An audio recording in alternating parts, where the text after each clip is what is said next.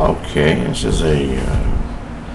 I I like the fact that people have responded to one of my videos, the greatest. What I don't like is the typical groin holding project mentality. I don't know if they're family members using a different name or just uneducated people that just would rather call names. Let's discuss the facts. Sometimes we get caught up in somebody's name, personality, celebrity status, and then we overlook the facts. Ali was no more of a man than you and I would. He has a heart, two arms, two legs, a head, two ears, and he makes mistakes. One of the mistakes I think he made was, and this is factual, when Ali did not want to go to the draft, he was not a Muslim minister. So the uneducated need to go to the library, if you've ever been to one, and look up the facts. Okay? Ali claimed the white man he was part of his followers, the white man was the devil and using and holding down black people. But the people he was making fun of were blacks. One of them was Joe Frazier, who was like a brother to him. Now he claimed it was for publicity reasons. He made a fool out of his own brother. The white man didn't do that. He did it. Joe Frazier said if Ali was laying in the desert, he would ride past him. Joe Frazier said that. A black man. Okay? We've seen this too many times among black people. Malcolm X died because he was lied to by the same people that told him the white man was the devil. When he went to Mecca, whites were Muslims. They didn't tell him that, did they? They were promoting themselves. You can believe in something, which is your right, but you need to be educated on the organizations that you're following. Many times we follow someone or something and we don't realize that we're victims, we're being used, we're being played because of our celebrity status. Ask Mike Tyson when he came out of prison. He was yelling, Allah white bar. Who stole his money? Everybody kept saying the white man was stealing his money. But when we start looking at it, King, and there's that Nation of Islam again.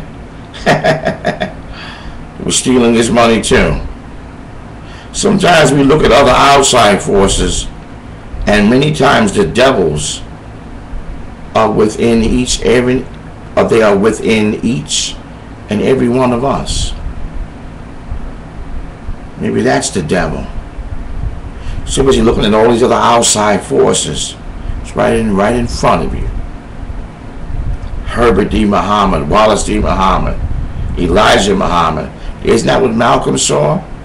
The man who was telling them what to do, raising them, giving them direction. He had a whole bunch of children that he wasn't taking care of. And when I was pointed out, burned his house down. They looked at him as disloyal. Now, if you go to the library, that's a fact. See, because the more educated Malcolm became, he started to see that he was lied to. Muhammad Ali got Parkinson's disease. Let's cut the bullshit, shall we? Let's get educated. The man was used. Yeah, he could fight in the gym, but I'm looking outside that. The greatest extends, in my opinion, to other parameters. You don't think other black people said they didn't want to go to the armed forces? You don't hear about them, do you? They used his celebrity status. Now, I would have more respect for him if he stood by himself. Not with a religious group that had millions of dollars. Where did Ali get the money from?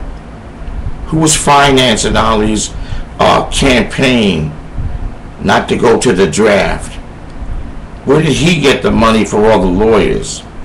Start looking at some of the facts. Do you think if you said you didn't want to go to the army, that you'd have all these big shots backing you? Come on. I love them too. But I can look at the facts. He was used by those people, just like Tupac, talking against the system.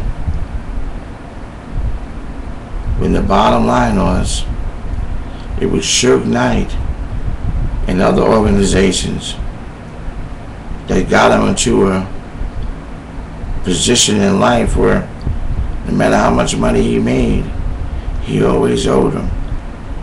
He became a victim of the very system that he hated. That's what happens to a lot of celebrities. They're so busy looking around and thinking everybody else is the devil. Many times it's the people right up under them. That's the point I was making. I don't have to call names and do things like that. Let's talk in an intellectual way. Show me intellectually where I was wrong. Don't give me opinionated nonsense. Give me the facts that I gave you. You want to come at me? That's fine. Come at me with facts. Don't hold your groin coming out the projects. Give me some educated facts like I gave you. Come at me like that. Okay? And when you're wrong, be man enough to apologize. Don't project. Sometimes when you call somebody this or that or this or that, are you really projecting about your own self? Look at yourself. I gave you the facts. You don't have to agree with the facts.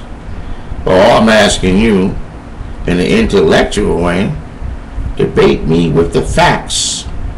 Show me where I'm wrong.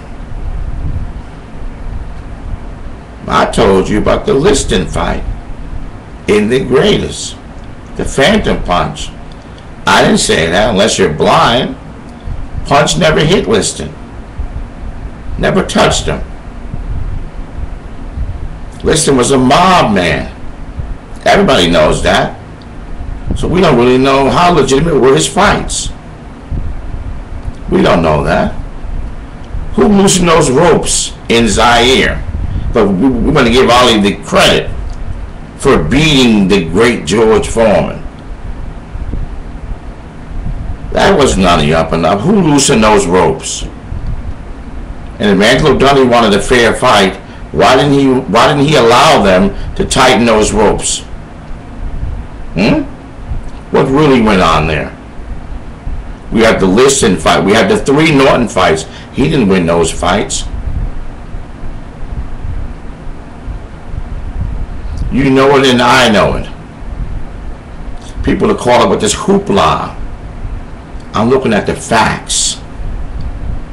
And the fact is, certain groups played Ali, and he's got Parkinson's disease to show for it. Just like Joe Louis, wondering where all the money went. I'm not looking at the legend. I'm looking at the lesson that others can take. Beware what you take on. Look around you. If you're going to join an organization, make sure you know everything about them, so you don't wind up like Malcolm or Muhammad Ali. The greatest.